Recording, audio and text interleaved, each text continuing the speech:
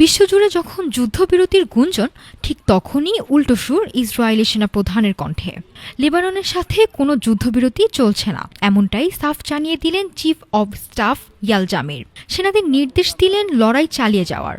সীমান্তে ইসরায়েল সেনাপ্রধানের এই হুঁশিয়ারি মধ্যপ্রাচ্যের উত্তেজনাকে আরও বাড়িয়ে দিয়েছে।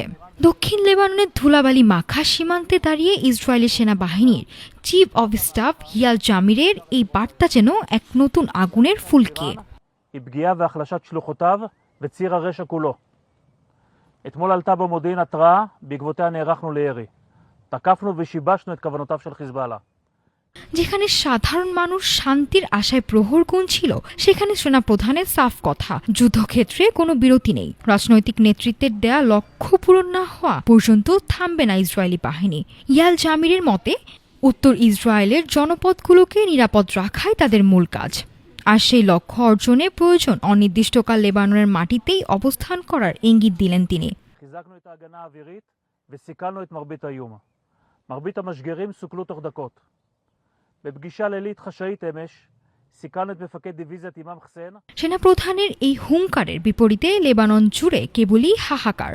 গত 2 মার্চ থেকে চলা ধ্বংসযজ্ঞের প্রাণ হারিয়েছেন 2200-রও বেশি মানুষ।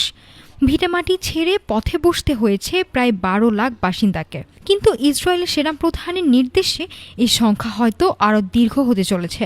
অর্থাৎ আলোচনার টেবিল নয়, যুদ্ধক্ষেত্রে ফয়সালা চায় ইসরায়েলি সামরিক বাহিনী। সীমান্তের এই অনড় অবস্থান স্পষ্ট করে দিচ্ছে, লেবাননের আকাশে শান্তির সাদা পায়রা নয়, বরং যুদ্ধবিমানের গর্জনই শোনা যাবে আরও বেশ কিছুদিন। ইসরায়েলি সেনাপ্রধানের এই বক্তব্য কি তবে যুদ্ধবিরতির সব কূটনৈতিক প্রচেষ্টাকে ধুলোয় মিশিয়ে দিল? উত্তর লেবানন থেকে দক্ষিণ সবখানে এখন কেবলই ধ্বংস আর অনিশ্চয়তার চিহ্ন।